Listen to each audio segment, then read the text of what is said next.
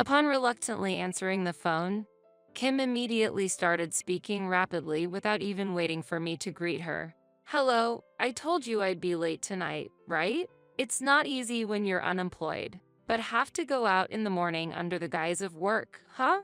Oh yeah, I forgot. It's none of my business anymore, so don't come back to this house. I've even sent your personal belongings to your parents' house out of generosity, so be grateful. With this, I'm completely cutting ties with you. Don't contact me anymore. Understood. Thank you for going out of the way to send the stuff. It's probably going to be tough going forward, but please take care. With those words, I ended the call. Although Kim's actions and words often irritated me, at that moment, I genuinely felt grateful to her. My name is Stacy. I'm 35 years old, balancing work and household chores.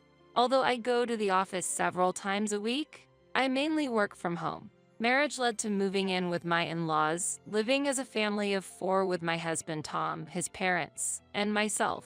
I met Tom 2 years ago through a mutual friend. We both liked watching movies, hit it off talking about that, and quickly found common ground. After several dates, a blushing Tom asked me, "Would you consider dating me with marriage in mind?" Without hesitation, I said yes, and that's how our relationship started. Tom is shy and quiet, but kind and sincere, and I find these traits of him very attractive. I never thought I was suited for family life and wasn't particularly interested in marriage, but gradually, I started envisioning a future with Tom. 6 months into our relationship, he proposed and we got engaged. His parents were kind, and our relationship was good. We started living together when we got married, and that wasn't much of an issue for me. Like before our marriage, my in-laws were warm and welcoming, and we managed to live in peace without the typical conflicts between daughter-in-law and the in-laws.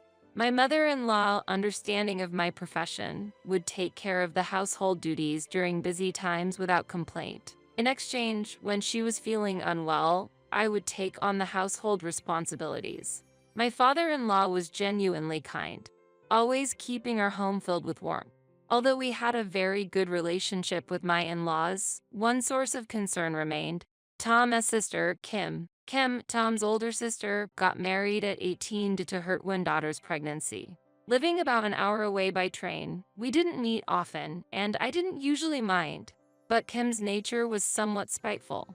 The first time we met, right after exchanging greetings, she threw these words at me. "Tom is marrying someone older?" When I was your age, my daughter was already in her third year of middle school. The fact that you didn't get married until 33 means you must either have a bad personality or just generally be a problematic person, right? You're not after our family's assets, are you? I won't allow that. Shocked by her rude remarks, my parents and I were taken aback, but thankfully, my in-laws scolded Kim and we avoided further issues. After that, Kim would occasionally make calls to leave unpleasant remarks, but I decided to let them slide. One day, while working in my room, the doorbell rang unexpectedly. At that time, Tom and my in-laws were out, leaving me alone at home. "Who is it?" Opening the door, I was confronted by Kim, noticeably pregnant. "Kim, what are you doing here?"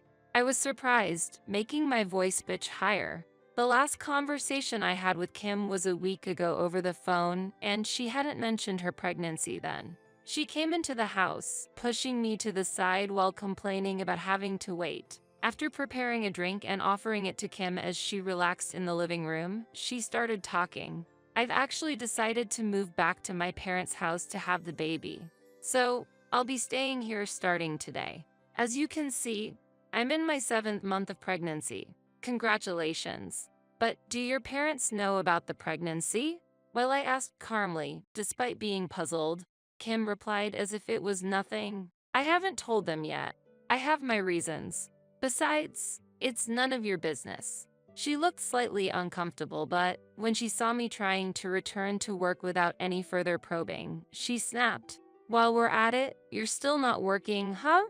Maybe it's time you thought about getting a job." Despite explaining multiple times, Kim didn't understand and treated me as if I were unemployed. As I mentioned before, I work from home. I'm not unemployed. After getting married, my workplace got too far to commute, so I mainly work from home now.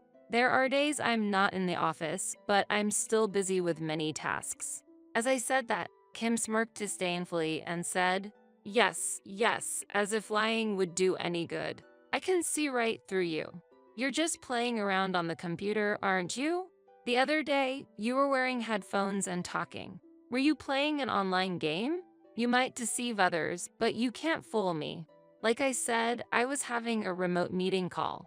I replied, frustrated with Kim's attitude, but she seemed unconvinced. A meeting," she said, staring into my eyes. "I'll ask you bluntly. You married Tom for our family's assets, didn't you?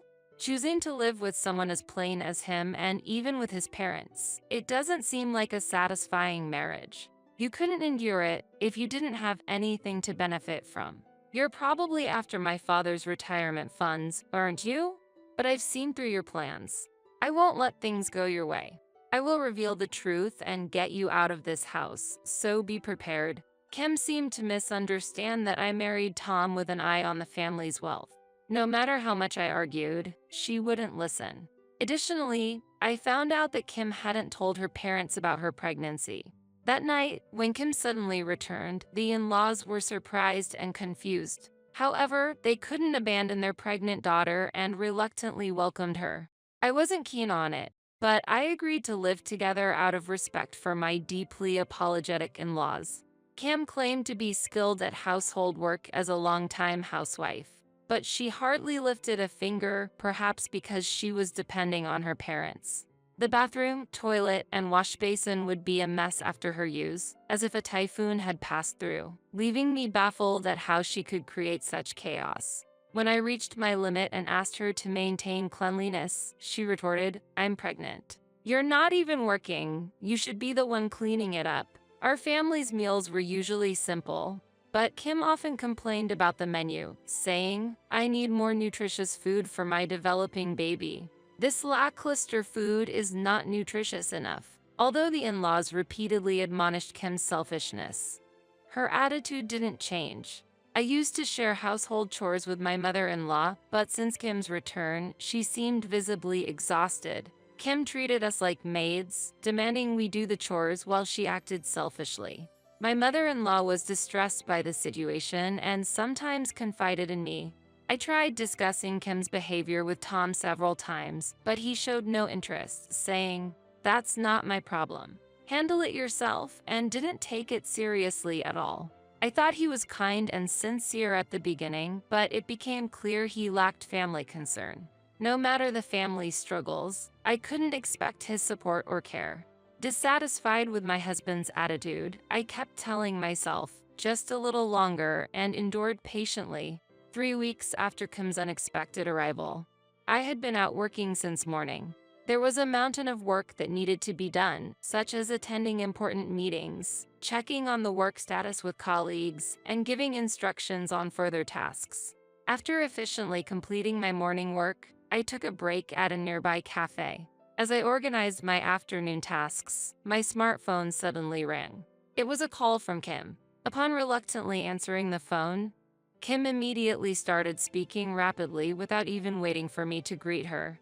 "Hello, I told you I'd be late tonight, right? It's not easy when you're unemployed, but have to go out in the morning under the guise of work, huh? Oh yeah, I forgot. It's none of my business anymore, so don't come back to this house. I've even sent your personal belongings to your parents' house out of generosity, so be grateful. With this, I'm completely cutting ties with you. Don't contact me anymore." "What do you mean by that?" I asked back, and Kim, clearly pleased, said, "While my parents were away on a trip, I took the chance to look through your room. I told you before that I would uncover the truth about you, right? Well, I found something interesting. I found divorce papers hidden in a drawer in your closet.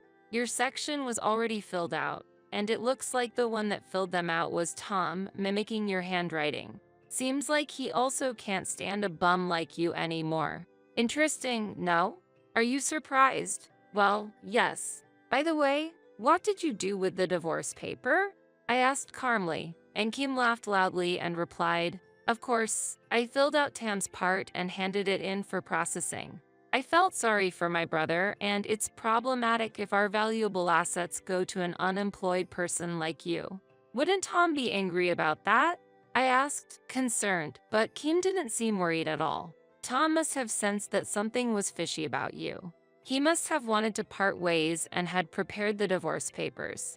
Even if Tom gets angry, it wouldn't matter much. He has always been timid and never talked back to me. Kim did not seem to doubt her beliefs in the slightest. It was easy to imagine her looking down on me with confidence. Now that you are practically a stranger, you won't be able to receive my father's pension. Your scheme failed, sadly. You married someone unattractive and tried to win over our parents. But all your efforts were in vain. Serves you right. With this, I'm completely cutting ties with you. Don't contact me anymore. Understood. Thank you for going out of the way to send the stuff. It's probably going to be tough going forward, but please take care. With those words, I ended the call. Kim's behavior and comments often irritated me, but at that moment, I genuinely felt thankful to her. The next morning, while relaxing at my parents' house, the doorbell suddenly started ringing. As soon as I opened the door, Kim, looking panicked, rushed in. Hurry up, get ready, and come back. I handed in the divorce papers already, but no problem. We can still withdraw the request. Hurry. She was pressing me urgently, but I calmly looked at her and sighed. Wait, don't tell me you have no intention of coming back. Don't be so stubborn. A lot happened yesterday. When I told Tom I had submitted the divorce papers and kicked you out, he became furious and trashed the house. We didn't know that your annual income was $1 million and that Tom was unemployed. It's not our fault. You never told us. In college, I co-founded a company with a friend of mine and became a board member. Combined with executive compensation, stock dividends, and other investment returns, my annual income amounted to approximately $1 million. Initially, Tom had a job, but as soon as he found out about my income, he quit and started going to casinos on a daily basis. Despite his parents' advice, Tom wouldn't listen. If opposed, he'd become so enraged that he'd trash the house, eventually leaving them unable to say anything. I was eager to get a divorce, but considering the in-laws who had taken care of me for years, I couldn't bring myself to leave. I was planning to escape after they had moved to a safer place. It seems like Kim learned about the truth after receiving a call from the in-laws last night. Despite not asking, she continued to give me all the details. My mom called me yesterday to tell me that they used Dad's pension to move to a nursing home, and that their trip was a lie. I can't believe they hid such crucial information from their own daughter. She said, "We left you the house, so from now on, live without relying on others." What am I supposed to do now? I'm pregnant. You are my sister-in-law, so do something about it. Kim lamented with tears in her eyes like some kind of a tragic heroine, but I showed no reaction and replied calmly. Sister-in-law? Who are you to say that? You rummaged through the house, found the divorce papers I had prepared, and filed them out on your own. You even put together my belongings and sent them to my parents. Sure, I appreciate that, but that was also you could sever ties with me, right? As you suggested the other day, I will no longer be involved with you guys. Please let's end this already, once and for all. Kim's eyes widened in shock as she fervently defended her position. I can't imagine living alone with my unemployed brother. Tom will definitely order me to work in your place. I married right after high school and have always been a housewife. Now that I'm pregnant, working is impossible. When I tell him to get a job, he gets angry and lashes out on me. I can't take it anymore. I had to hide in the bathroom until he fell asleep. If you continue to support us financially like you used to, Tom will be satisfied and calm down. You can go through with the divorce. Just continue supporting us. Why did she think I would act according to their convenience? I was completely baffled by the situation. Wanting to end the conversation quickly, I asked her, by the way, do you know who the father of your child is? You boast about handling household chores easily as a housewife, but in reality, you probably leave everything to your family while you idle away. I've also heard you've been using a dating app, pretending to be much younger, seeking encounters with men.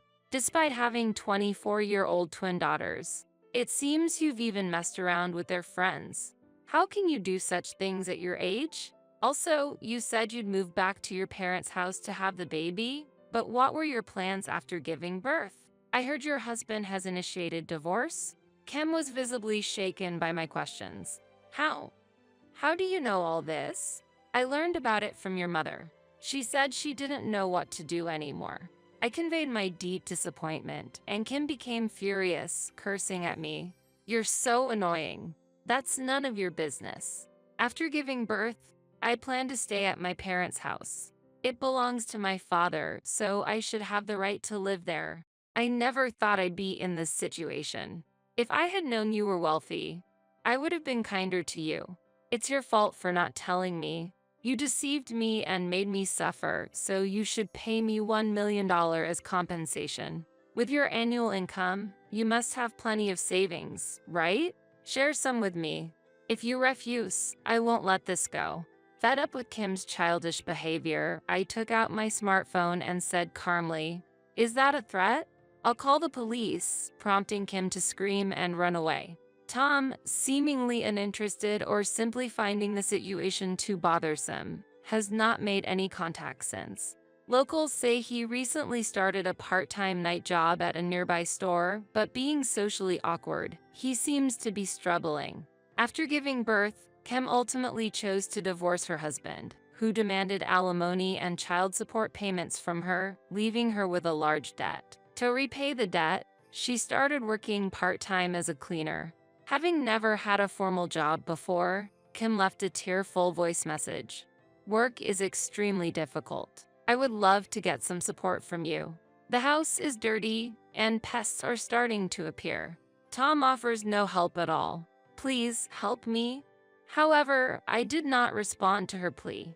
Kim's twin daughters have distanced themselves from her, and her husband took in her newborn on the grounds of the child is innocent. The family is supporting each other to raise the baby together. I've bought an apartment near my company and am focusing on my work. I still keep in touch with my former in-laws and exchange updates over the phone regularly. Having moved to a nursing home, they've made new friends and are enjoying their days, which fills me with genuine happiness when I hear them talk about their lives.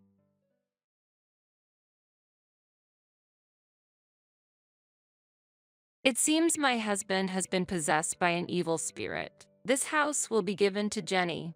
If you disagree, let's divorce. To think that the house I bought would be given to our eldest son's spouse.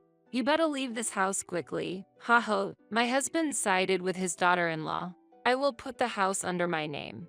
A monthly repayment of $1,800 is possible. Ha ha. My eldest son is also on his wife's side. Well, I'm no longer attached to such a dirty house.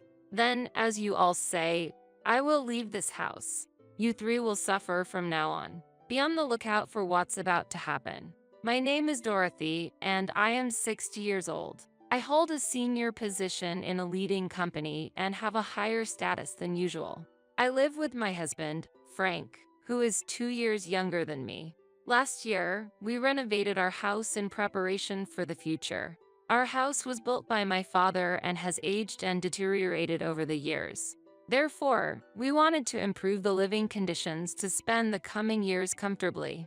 However, considering our age, the monthly repayment amount is somewhat high at $1,800. But since I am an executive at a large company, the chances of passing the loan screening are pretty high. Frank works in management at a medium-sized restaurant but earns less than me, so the loan is more likely to be approved in my name. My salary alone makes it difficult to continue with the house loan. This house, originally belonging to your father, is currently registered in your name. I'm sorry, but could you take on the full amount of the loan? In return, I will contribute more to the household than before. After such a discussion, we decided to renovate. The renovated house has become more comfortable to live in, almost like a different place. It's very pleasing to know that by renovating the house I've lived in since childhood, I can continue to live here for a long time. I never imagined that the day I would leave this house would come. It was sudden. My cell phone vibrated. I'm getting married. My son Steve told me over the phone. Steve is 31 years old and works as a middle manager in a leading company. My eldest son, who has always been an excellent student, devoted to his studies and club activities, has continued to be enthusiastic about his work as an adult. That might be why I have never heard about his romantic relationships. I was very curious about the woman he was considering marrying. I wonder what kind of person she is. If Steve chose her, she must be charming. However, I'm worried that Steve, who has little experience in love, might be taken advantage of by someone with ulterior motives.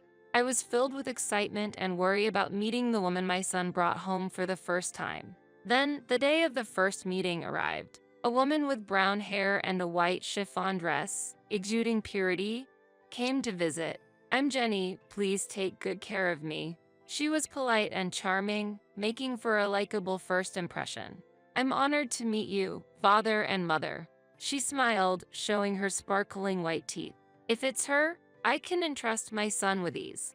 I felt this way, and it seemed Frank shared a similar opinion, showing a smile. She's a wonderful girl. When Frank murmured that, she said, I'm so happy to hear that from you, Dad.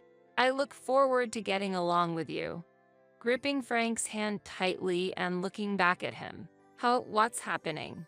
Her intimacy surprised me, and I was a bit bewildered. Steve seemed surprised as well. However, a complex expression appeared on Frank's face.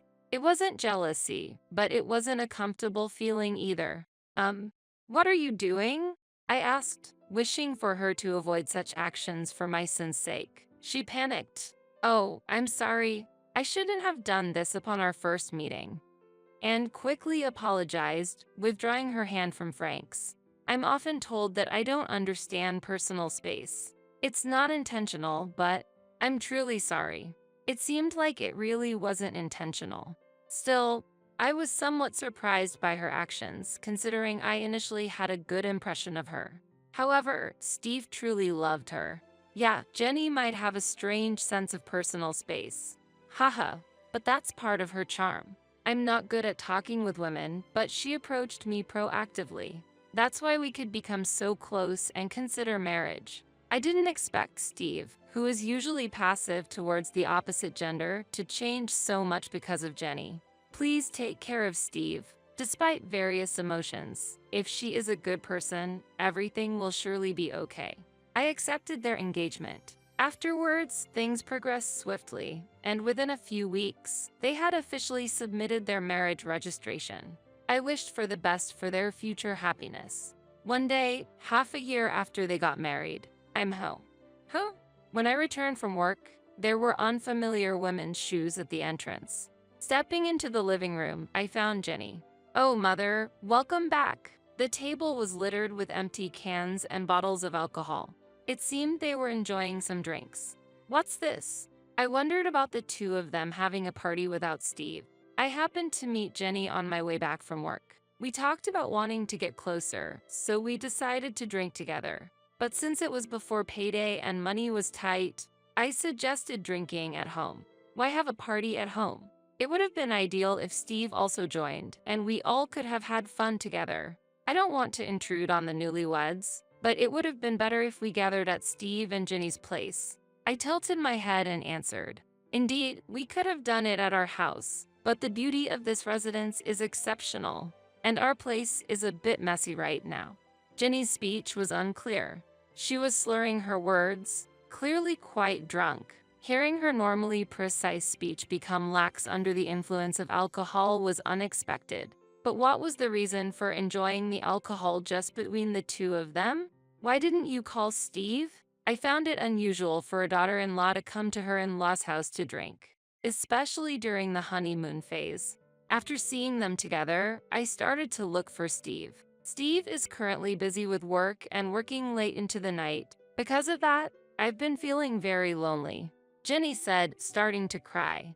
It's okay, Jenny, you've done nothing wrong. The problem lies with Steve, who leaves you alone despite being newlyweds. Saying this, Frank gently stroked her head. Father, what is this situation? I feel increasingly uncomfortable. Look, Frank, Jenny is Steve's wife. It's wrong to do this, especially to Steve. I scolded Frank for his excessive behavior. And then, suddenly, oh, don't be so harsh on father. Jenny stood up for Frank. What? I reflexively uttered in surprise, confused by her statement. I had a lot I wanted to say, but the day's fatigue made everything feel bothersome. I'm going to take a bath. Please clean up after yourselves, I said with a sigh and headed to the bathroom. Afterwards, I called Steve to explain the situation, and he replied that he would leave work and come to pick her up immediately. Jenny's behavior seemed very odd to me. However, the fact that Steve rushed over to get her showed me how deep his affection is towards her. But I couldn't shake off the feeling that their future domestic life might be somewhat troublesome. Reluctantly, I decided to give advice about their future life when Steve arrived. While lost in thought in the bathroom, quite some time had passed. Returning to the living room with a somewhat dazed mind from the heat, Steve should have already picked up Jenny, but oddly, despite coming by car, they both seemed to be enjoying alcohol. Steve, you came by car, right? Why are you drinking? I asked, to which Steve, appearing drunk and cheerful, replied, actually, Jenny told me to drink, and it turned out we're staying over tonight. It's good news that my son is staying over. However, the unexpected accompaniment of his wife was somewhat concerning. The decision felt quite abrupt. What? I was inwardly astonished, but Steve had already drunk alcohol. Hey, Mom can drive you. It's okay. I didn't want the daughter-in-law to stay over. Despite feeling tired, I offered to drive them home. However, Steve said, come on, it's okay. You're tired too, right? Why don't you join us for a drink instead? With an innocent smile. At that moment, I found myself speechless without any room for argument. Haha, huh? At that instant, a feeling of discomfort sprouted within me. Suddenly, Jenny looked at me with a smirk, as if her smile harbored some conspiracy. Could it be? It seemed like she was laughing at my puzzled appearance. It's just my imagination, right? I truly hoped it was a misunderstanding, but in reality, her plan had already been set in motion at that point. The next day, Jenny apologized deeply for her missteps multiple times. I am terribly sorry, she said before leaving, and I felt like peace had finally been restored, overwhelmed by fatigue. But when I returned home that day, Jenny was there again. Steve was nowhere to be seen. Disheartened by the previous day's events, there was a change in her demeanor. I'm sorry for the inconvenience again, but I really wanted to apologize in person, she said, handing over some sweets. I too lost my composure yesterday. I'm truly sorry. Frank seemed regretful as well. Seeing their remorse, I decided to forgive them this time. I appreciate it. Jenny seemed genuinely relieved, but perhaps because the situation was quite awkward, she stopped visiting our home afterwards. Honestly, I did not want to get deeply involved either, so I was grateful for that outcome. Then one day, Frank, with a serious look, said, I have something to tell you. As I waited in the living room, wondering what was going on, Steve and Jenny visited for the first time in a while. It's been a while, I greeted, but they seemed to ignore my words and passed by as if they hadn't heard me. Perhaps my voice didn't reach them. Suddenly, Frank declared loudly, this house will be given to Jenny. If you disagree, let's divorce. What? I was astonished. The discussion of transferring the house to Jenny came out of nowhere. It was a baffling situation. While I was confused, Jenny said, please leave this place. What does she mean? I'm confused. Wait a minute. What do you mean by transferring the house to Jenny?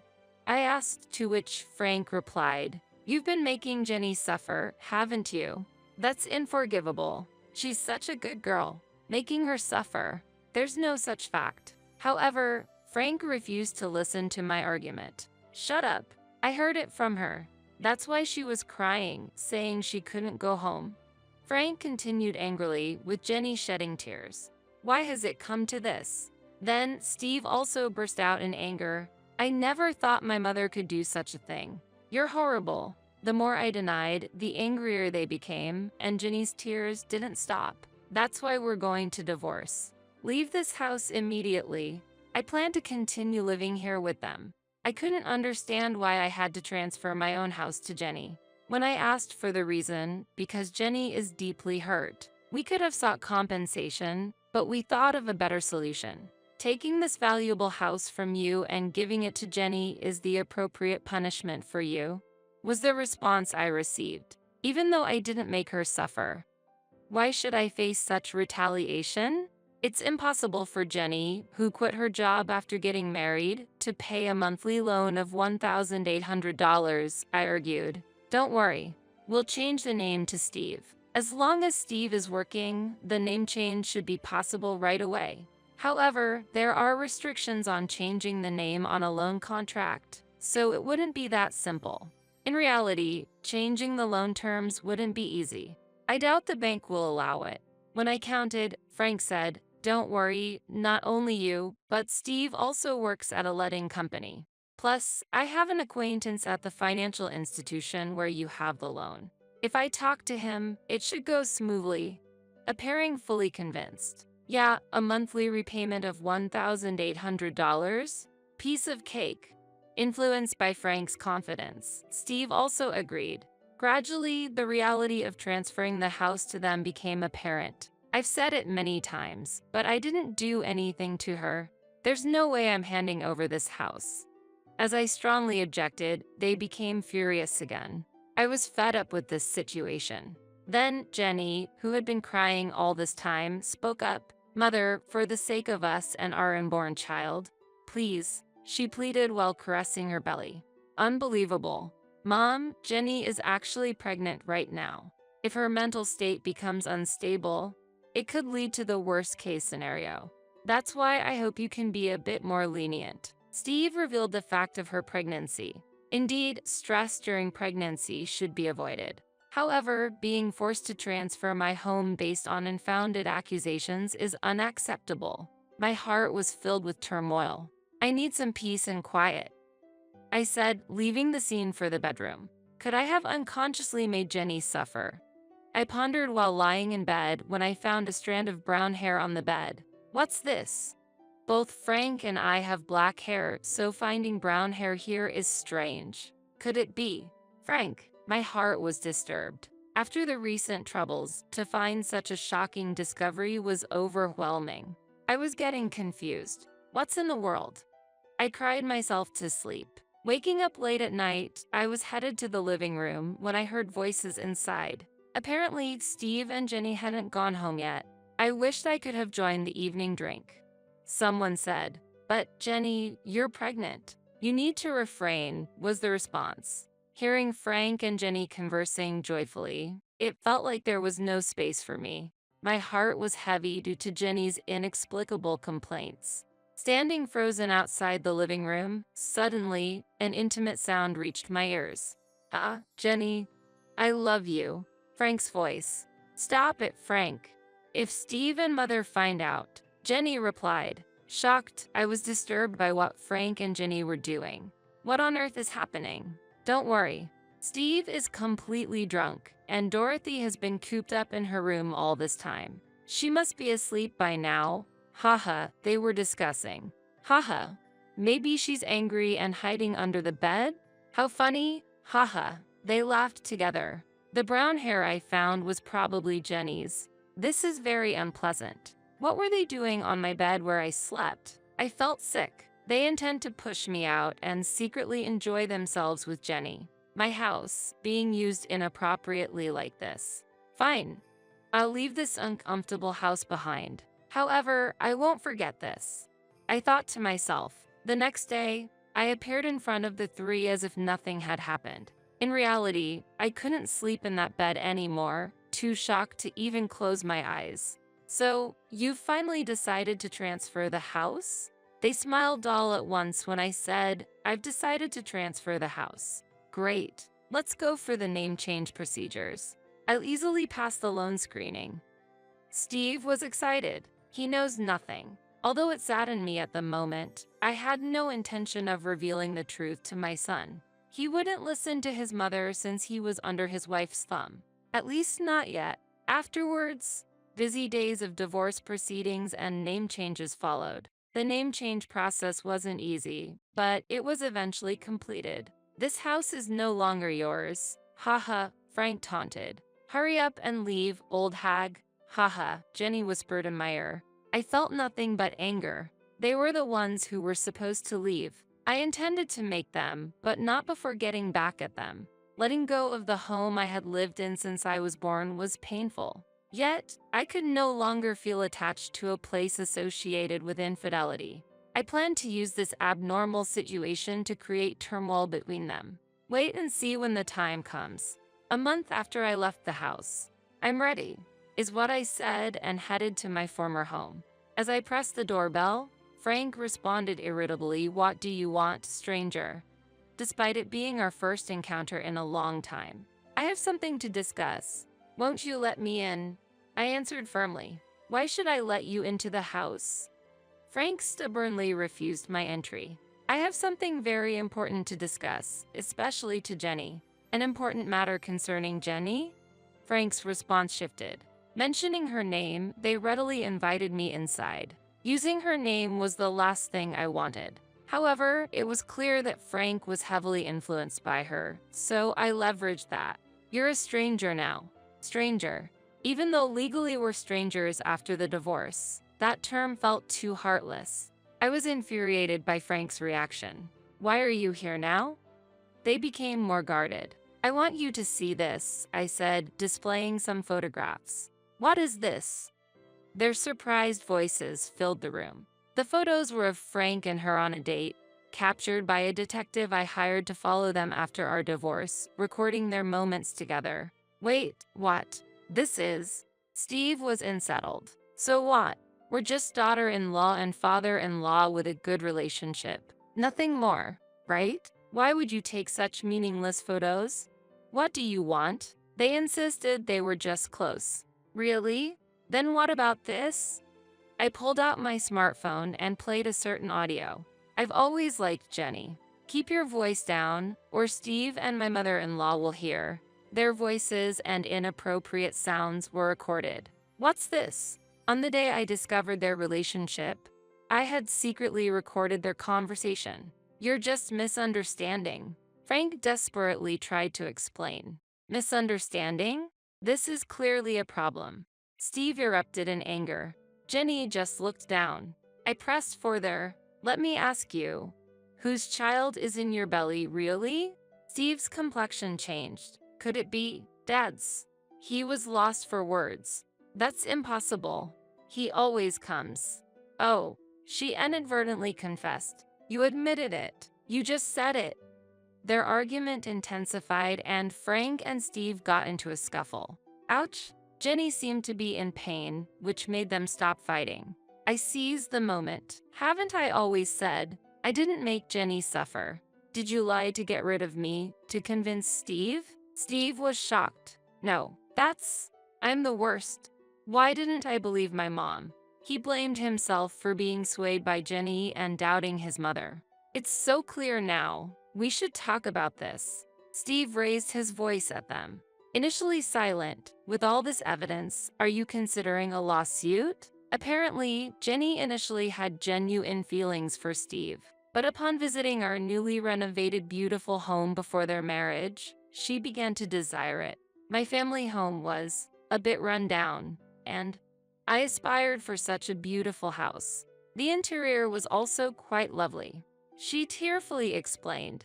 Wanting the house, she decided to get closer to Frank, using opportunities when he returned from work to drink without Steve. The months she didn't visit the house, she became close to Frank, plotting to get rid of me. You could have just suggested living together from the start. When I said that, she remained silent before finally responding. I don't have a positive impression of mothers-in-law.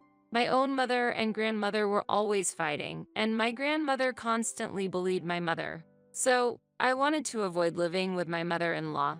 Getting rid of you was the only solution to live comfortably in a beautiful house.